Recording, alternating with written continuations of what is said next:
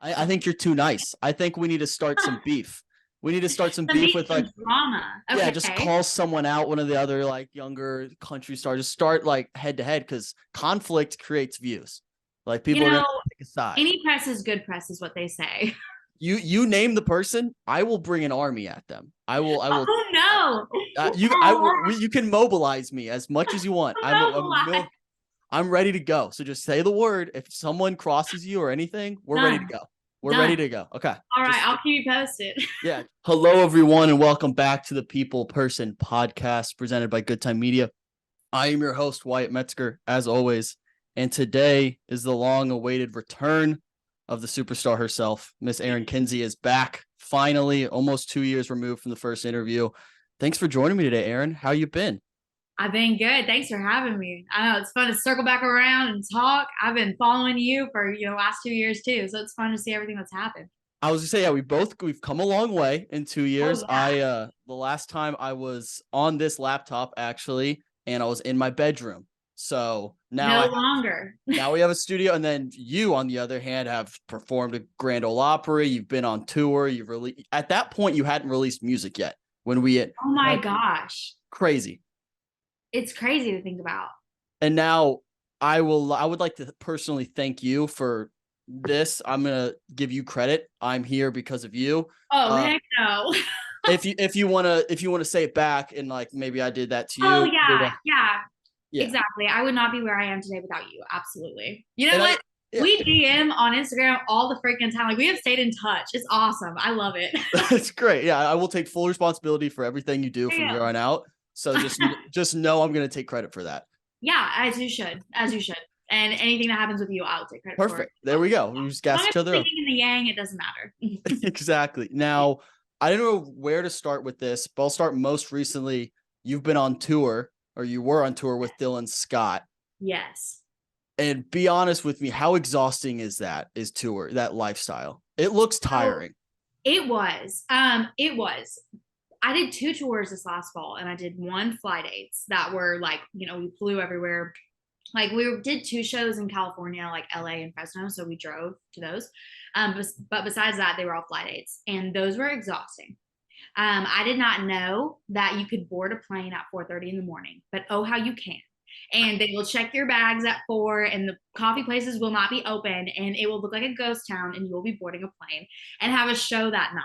And it was my first time doing that, but honestly, because it was my first tour, I was just so excited to be out. I was like, Yeah. whatever I need to do. But then I went out on a bus tour, I and was I gonna got yeah. spoiled. I got so spoiled because you literally wake up in the next city. So you can go to bed at, 1 in the morning, 2 in the morning, when you finally like come off of the high of being on stage. And you still get 8 hours of sleep. I was well rested.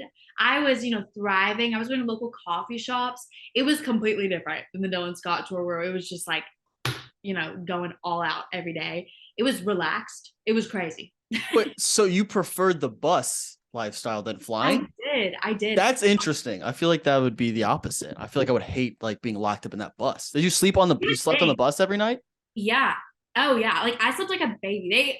They make it so Interesting. dark Huh. and it's cold and there's like white noise from the road that you actually sleep. I mean, me personally, I slept great. And they told me they threw me in the worst bunk, of course, naturally, like I'm paying my dues. Yeah, I you have to. slept fine. And also what's nice is being a girl, I brought like so many clothes on the bus. I did not have to meet any weight limits or only have one bag. Like I brought two suitcases. I bought Christmas presents for everybody. I was just living my best. And then the fly dates, I'm trying to convince the Southwest, agent why it's okay that my bag is half a pound over what it's supposed to be, and that I'm Yeah. sorry and I won't do it again. um, so it was a lot less stressful, but obviously, like the fly dates, there are a lot of perks to that too. Like you Yeah. are only traveling for a couple hours, but Did you ever forget what city you were in? Because like, I feel like that's probably yeah. disorienting, just driving and just like not knowing where you're at. Did you have to like check right before you get on stage, like "Hello, Tulsa" or whatever city You know you're what? in? I put it on my set list every night because I was so scared to say the wrong city or the wrong state or whatever. And especially we were in like the Northeast for the bus tour, and it was all so beautiful. It was fall. It was something I had never experienced. Like being from Texas, I had never seen colors like that on trees. But I'm so unfamiliar with that part of the country. So it all kind of looked kind of similar to me. Yeah. It was all just beautiful and something I had never seen. So whether it was Vermont or, parts of New York or New Jersey or whatever, that kind of blended for me. Yeah. But I just threw it on my set list and I was like, let's go ahead and foolproof this. Yeah. But then, Fresno and LA and Phoenix are all pretty different. So it was easier to remember, like, oh yeah, we're not in LA right now. Yeah. What city stands out? Like you look back on the tour, like, oh, that city was dope, or like a city that like you weren't expecting much from, maybe that just kind of stands out a Yeah. little bit. So there's kind of one from each tour. From the Dylan Scott tour, Phoenix was awesome. And we were there like the first week of October. So it wasn't too hot, but it was so adorable. Like it was, everyone says it's normally way crowded. It was not while we were there. So like we were just walking around, going to local coffee shops. They had a farmer's market. I think also we had like a good experience there too. Like the show was sold out. It was insane. But Phoenix was awesome. And then from the bus tour, Burlington, Vermont was insane. It was so beautiful. And it looked like a town off of a Hallmark movie. Like there were all these local shops and there's no sales tax there. So that's where I did all my Christmas shopping. And Christmas came around and I said, and I got you this from Vermont. But it was so much fun. And we also had like most of the day to just like walk around and hang out. And it was just beautiful. It was amazing. So like you perform at night when you're on this tour, you say you have most of the day just to hang out. So I'm assuming just nerves go out the window, because normally when I have like a big thing, like a performance or something, I'll be thinking about it all day and like I can't do anything else. I'm assuming just nerves go out the window. You're just able to chill all day and then just turn it on when you're ready to perform. Yes and no. Like for the bus tour, it was the same. Like we had our own setup and it was the same sound people. So the first couple days I was really nervous, but I was out with them for 12 days. So by day 3, I was like, it's the same thing again. Like there's no need to be nervous. But it was good. And also I was playing by myself. Like I didn't even have a guitar player with me. So I knew it was all kind of in my hands, which it seems a little higher stakes, but honestly, it was kind of like, if I mess up a chord, I'm going to be the only one that knows. If I want to like change the set halfway through, I can. It made it kind of more relaxed for me. But the Dylan Scott one was a little more nerve wracking just because we had more variables. And honestly, the flights are so stressful. You're getting way less sleep. So it's easier to be nervous on that. But the bus one was a lot more relaxed. And with the Dylan Scott tour, were you opening up? Were you the first one on stage? Yeah. What's that like? Because I feel like that's a lot of maybe like crowd pleasing, like maybe they're probably not there for you specifically. I'm sure a lot of people are, but like you have to try to win these people over who just want to see Dylan Scott. What's that like? Absolutely. Well, you're also like getting people in the mode of like they just came from dinner. They're probably not even maybe 1 or 2 drinks in. Like they're still loosening up. They're talking with their friend that they came with.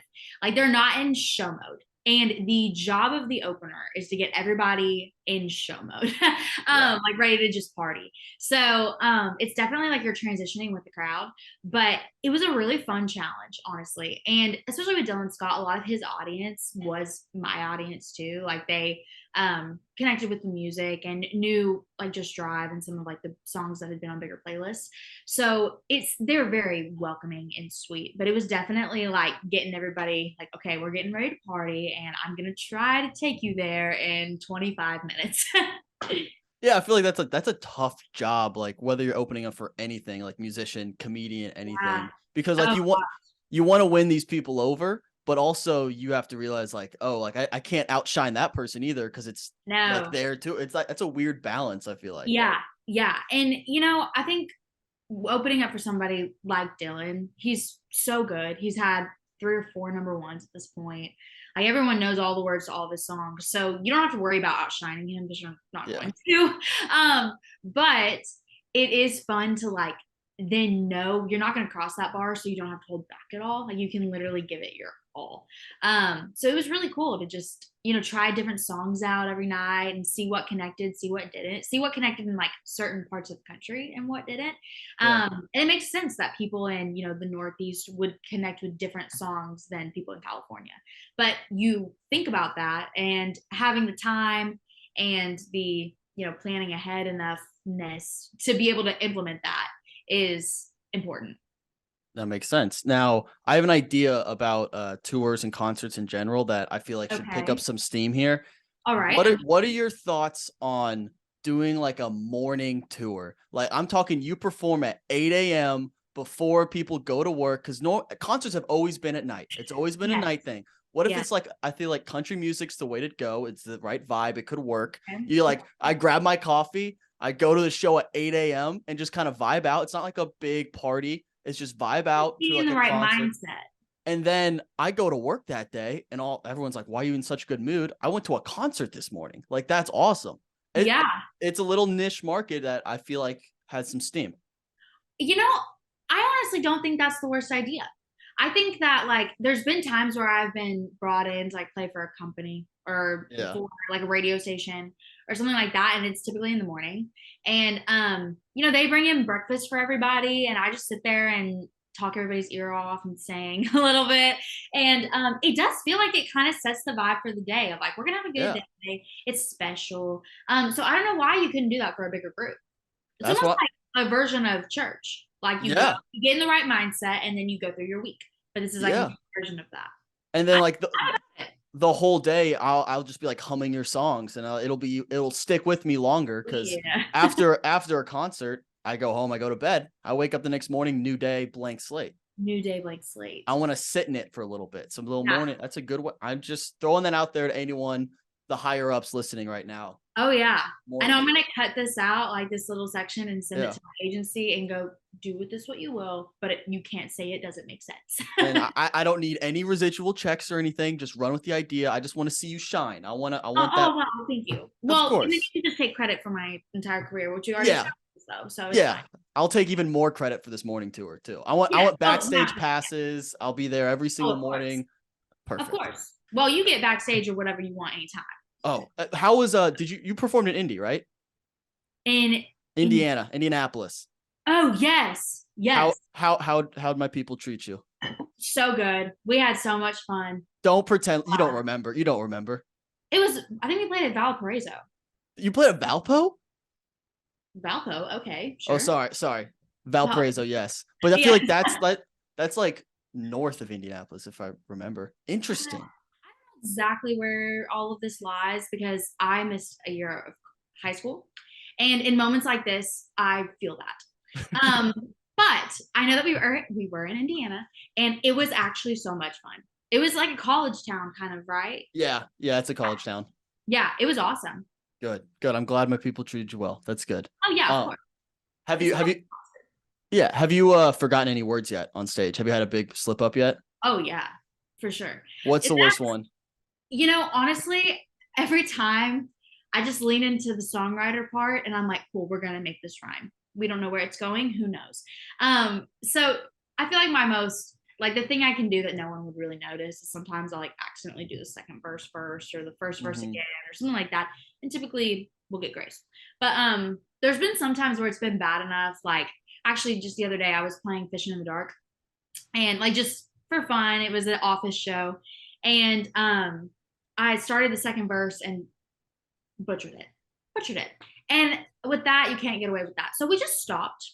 We backed it up about 10 seconds and started again. And you just got to call it for what it is. Yeah. But luckily, right now, it's New Year. Everyone's still getting the swing of things. So I just blamed it right on that and kept going. There you go. Here's another idea for you. I'm an idea guy. It's what I do. All right. No, I love it. Next time you forget your words on stage, I've thrown this out to other people before, so this isn't a new idea. But if you forget your words, just stop and start giving an ad for like this podcast and be like, hey, this second verse is brought to you by the People Person Podcast, Good Time Media. I love this. Go listen. And because people are already like accustomed to hearing ads, like when they're listening to a podcast or watching. Yeah. They won't even like notice it's happening. And so while you're giving that ad, you can remember what the second verse is, and then boom. Or they even think you're being funny. And Yeah. like, you're hilarious. And you're just thinking like, oh my God, what are the words? Exactly. It's a win-win. I think it could Oh, work. all around win. I love that. And I'll take the free advertising too. So just make sure No, for you sure. advertise for this episode right here. You'll be like on stage 1000%. in front of thousands. Be like, by the way, this next song is brought to you by the People Person Podcast. Go listen. And then it's a win-win for both of us. Yeah, we're just gonna keep raising. Exactly. Yeah. It's the hand emoji where it's the working together. I know it'd be perfect. And then you buy yourself like 15 seconds of thinking time. Oh, exactly. How do you, so obviously you've been busy traveling, performing a little bit more. How do you think your music has evolved over, I guess, since we last spoke over almost a year and a half, 2 years? You know what? I feel like I've really grown up. Like I've really been forced to be okay taking a taxi from, the New York airport, and me being from like a small Texas town, that is a big step. Yeah. So, it's been trying to really figure out myself and really learn myself. Even like I got sick on this last tour and I had to learn that like I need to take better care of like my body vitamin wise and drinking more water and things like that. So being gone, it's really brought to light things that, all of my little quirks or whatever, or things that I like in my daily routine. And I've really learned myself, which has been interesting. And it's been cool to try to figure out how I can still get to do the things that I want to do in my daily life while having the most inconsistent schedule and everything possible. Yeah. Do you like having an inconsistent schedule? I'm someone who kind of thrives under chaos. I like just being all over the place. Are you that same way where you're like, I want to kind of be all over the place? So I've learned that I love it in shows. Like I kind of love when shows go to crap because then all expectations are out the window. It's just about having fun. It's how we make the most of a situation. But when everything goes perfect, I feel like there's so much more pressure to kill it and it be perfect. And it's never going to be. So there's always something you could have even just done better, even if it wasn't wrong. So I love that. But also I've learned like getting up a little bit earlier, even if I'm out late, and having coffee and, talking to my sister or like the little things like that. If I can make sure I try to go to the gym or little things that can be consistent, I can count on, allow me to be in a good mindset for when things are for sure bound to go to crap later. And then I can thrive in that instead of being stressed out. Yeah, I feel like it's kind of a good strategy to bookend. If someone who likes chaos, like bookend it with consistency. Like if you do the same thing in the morning, same thing at night, the rest can be chaos as long as you keep those two things. It's a little easier to control. I like doing that. That's what I do with my coffee, and I don't know what I do at night. I should probably do better at this, but I've been trying to be like a tea girl, like drink tea at night, but it's just not very good. I'm getting good. And I don't like. And this episode is brought to you by javahouse.com. Everyone, promo code GoodTime10. So perfect. It's the best coffee in the world. Best coffee in the world, Java House. You got to get some. You can order online. It's phenomenal. Oh, heck yeah, I will. How do you, so you're going like very fast, a lot going on, like we've said a lot of times. How do you take time to like realize what's actually happening? Like, this is really cool. And then also like you're in the mindset of, I need to keep going and keep growing and do better. But like also take a step back, like this is really cool. Like how do you like kind of sit in it for a little bit? I was really able to do that over the holidays. Just think about how everything that had happened in a year. And also, again, the flip side of that, thinking about everything I want to do this year, but also realizing that if I would have planned out this time last year, everything I wanted to do for the year, I never would have written down everything I got to do. Like I got to do so many cool things I would have not even thought were possible. So this year I'm trying to like have obviously some goals, some things that I can control and all of that, but also just be really excited about things I don't even know are around the corner and just being ready to run after whatever comes up. And just thinking back on like how grateful I am. I mean, you brought up the Opry, and I had my debut in April of last year. And then I ended up playing 3 more times before the end of the year. And so I played it 4 times last year. And I never would have thought that would be how it goes. Like I have relationships with the people who work there, and I like it's the most least stressful show I do is at the Opry because it's a hometown show. I sleep in my own bed. They're Yeah. so talented and easy to work with, and I never thought I'd be saying any of this stuff. Especially in the time frame that it all happened. So over the holidays, I was really able to just like talk with my parents about how crazy it is and just how thankful I am and excited for what's to come. Sweet. And speaking of around the corner, you do have a song coming up, right? Boys in Boots. Yes, I do. Is Boots the first thing you notice when you see a guy? Is that because some people are like, I Yeah. notice eyes, some people smile, some do you just like Boots? Check. Yeah, and honestly, more and more as the song gets closer. Yeah. But yeah, it was a song I wrote last year with two guys, Jordan Minton and Travis Wood, and they're both just super talented writers in town.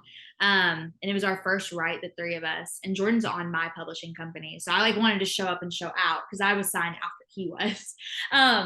And we got in there, and he had this idea, and at first it felt like something that could easily go really cheesy, and we were like, we can't do that, but it could be really cool. So we ended up just putting a million pictures in it, and I feel like it's one of those songs that when I'm singing it, I can see it all playing out, and I don't feel like I have a lot of stuff like that, so it's really fun for me. But then we ended up going in the studio and just getting like a demo of it, and I started playing it in my set live, and that's when I really started falling in love with the song. Just the feel of it, like it feels so good. It's so fun to play, and people really connect with it. And it's so fun to watch people like get all excited about their boots. Like I love it. Yeah. I love it. It's awesome. So I'm really excited for it to be out, and like we'll see what happens with it. But it's one that I just love playing live, so I'm excited for people to have a place to go listen to it after. Is that something you take into consideration when you're like deciding what song to put out or what like how you want to write a song is how it's going to sound live? Because obviously you're performing a lot. Yeah. Like, do you think about like, oh, this would sound really good live, or maybe this wouldn't do so well, something like that? Honestly, I do more so now after this thing happened with Boys in Boots because I didn't really think about it before. But also after having a year of doing a lot of shows, Yeah. because I realized like I'm gonna have to play these out, and having sets where I don't play all of my songs, or I decide to play a new song over something I've put out, and seeing how people miss that song being there, and I'm like, well, I don't really like playing it. But they like hearing it, and really that's all that matters is what people want to hear. So definitely take it into consideration more now than I used to. But luckily I way prefer to write like the upbeat, fun stuff. So Yeah. hopefully it'll make the set upbeat and fun too. Sweet. Now, looking forward 2023 and beyond, what are the steps you're going to take to get even bigger? Like, do we need to get you on Yellowstone? Oh, That's the big one right now. You gosh, got to get on my Yellowstone. parents would lose their ever loving minds. Yeah, I'm just trying to be Lenny Wilson, really. Yeah. But my plan for this year is really just to release a ton of music. I got to write so much last year that I was just so proud of. I felt like I got to turn a corner. Honestly, by releasing music, I felt like it kind of created a blank slate of everything that I had written so far. Like those were the best couple stuff. And now what I wrote now was options to put out instead of things I had written in from the time I was like 12 to 20. Now I was just looking of like, what did I write in the last year and what would I want to put out from that? And I was, last year I got to get in the room with people that I've dreamed about being in the writers' rooms with. And I've learned so much and experienced so much. So this year, I'm just trying to put out as much music as possible in any way I can. I'm even putting out some acoustic stuff and definitely more singles and just not being as precious with it because I think that's honestly what's working. But it's also what I want to do. I want to have as many options of songs to throw in the set as possible. And I feel like when you can have a place for people to go to find the song after, it makes it better to be in the set. So I'm just excited to release as much as I can. And how many songs or song ideas do you think you're sitting on right now? Like you have in your back pocket ready to put out? Oh God. I have songs I'm sitting on that I should probably never stop sitting on. Like they're not good. But Yeah. so I have a ton of songs that should never see the light of day. But I probably have like honestly like 12 or 15 that Wow. every time I listen to them, I get so pumped up and I get excited and it makes me more motivated to go in the writer's room. So I'm actually going to the studio at the end of the month and going in and recording 3 of my favorites. And then hopefully we'll be able to get those out pretty quick and then do it again and just see how much we can get out. Is there, outside of like the whole like the writing and producing all that stuff, outside of the music part of the job, is there anything like that people don't know you have to do like day to day or weekly, like even stuff like this, like hop on a podcast or something? Is there anything part of that you're just like, I don't like that part of the job? There's obviously different versions of everything. Like this podcast is very fun. Like it doesn't feel like work, but there are some that feel a little bit more like work. Yeah. And there's some days where, filming a video in my car feels like work. And there's some days where it doesn't. So, a lot of that's like on my mood, which is fun for me. It keeps me on my toes. But, one of the biggest things I realized is like taking vitamins and like making sure you don't get sick. And I don't know what happened. I mean, I know what happened. I got sick and had to cancel some shows. And it was the first time where I was in the city. I realized last year how much I absolutely love playing. And I had a show that I couldn't play because I didn't, take enough vitamin C to be able to combat whatever I got on a plane or something like that. And it really hit me like, I never want to be in this position again where I could go get on the stage, but I can't because I sound not like myself. So I've tried to like really dive into that and figure out that, but it's almost like being an athlete. Like if you can't play, it doesn't matter how good you are if you can't play. So that's been a new world, trying to figure that out. But yeah, I think all aspects of it. I mean, even some shows, I love playing, but some shows are not fun. Yeah. Like they can't all be the best. But most of it's awesome. I mean, I really love living the dream. I feel like we need to here. I think the next step for you, this is me, personal advice. Yes. I think you're too nice. I think we need to start some beef. We need to start some beef with like drama. Okay. Yeah, just call someone out, one of the other like younger country stars. Just start like head to head because conflict creates views. Like people are gonna take a side. Any press is good press, is what they say. You name the person, I will bring an army at them. I will. Oh no! You can mobilize me as much as you want. I'm ready to go. So just say the word. If someone crosses you or anything, we're ready to go.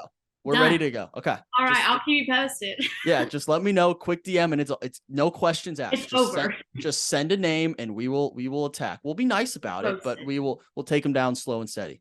Perfect.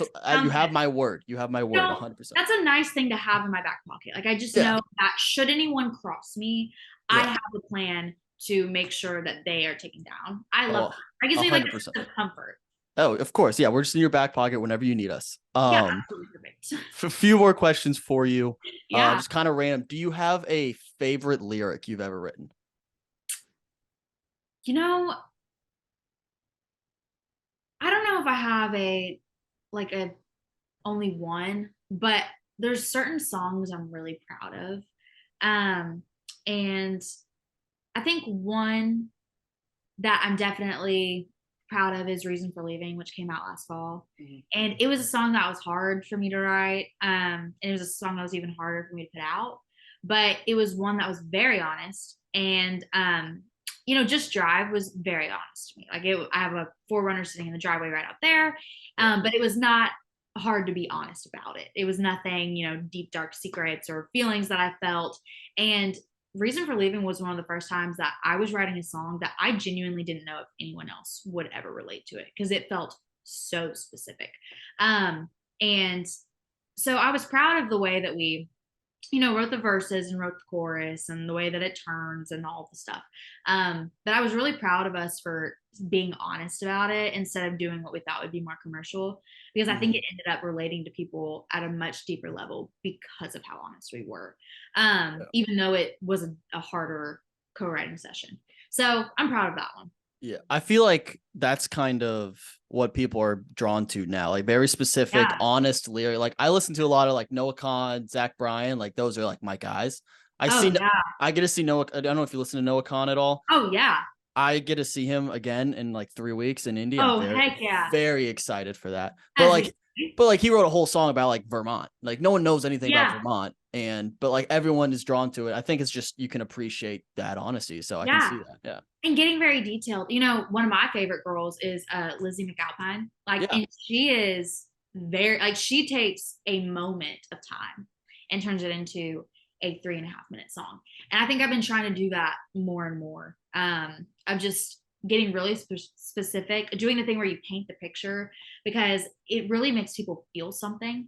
And, you know, even with Boys in Boots, I mean, it's nothing, it's not like I'm putting my heart on the line. Like, it's not controversial. It's just a fun, upbeat song, but it still makes people feel something. It makes them feel like it's a summer day and, you know, they're falling in love and there's some cute boy in boots standing in front of them. So, there's just a thing about making people feel more than just, you know, the chords or the lyrics or whatever, but like actually get them to tap into a feeling of theirs. And I feel like that's something we were able to do with Reason for Leaving, and it felt really special. Mm-hmm. And then you've played the role of opener. If you're the headliner down the road, who's your dream opener? Gosh, you know, that's a really good question. I would love to bring out my friends. Like I have so many like girlfriends and guy friends here that are just so talented. Shout them out. Shout them out. Well, Jonathan Hutcherson is one, Peyton Porter, Alana Springsteen is so good. And I mean, Lacey K. Booth, we played Whiskey Jam the other night. She invited me out. It was so much fun. There's so many just so talented people. So if I ever had a place where I had an opportunity to bring somebody along, I would just bring people that I think are so talented or better than me. And just so I could watch them play, honestly. Love that. All right. Last question for you. All right. I'm ready. Do you remember what it is? I asked the same last question. I probably did it back then too. You don't. Probably. I don't, but that's probably a good thing. Yeah. Probably you can answer it differently now. Yeah. So I'm asking you right now, what gets you up in the morning? What gets me up in the morning?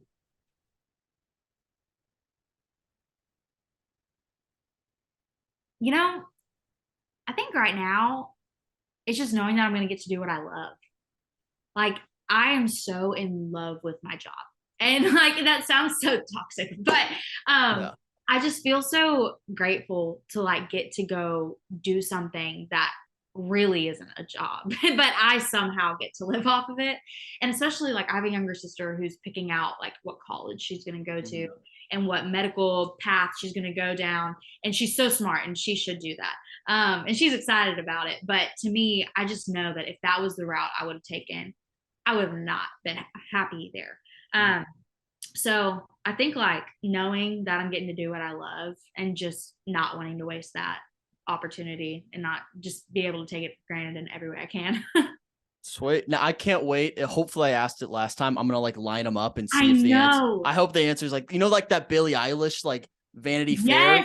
We're going to do that. We're going to do that. And we're just start line them up where like you do this every like 2 years. I'm in. That would be awesome. We should totally do that. We start doing this like we'll start doing like every January. We'll just check back in. We'll 100%. Oh, I am so about this. Like I am actually. We're deciding this. This is how. Okay, I'm 100% in. That'd be so fun. Oh my gosh.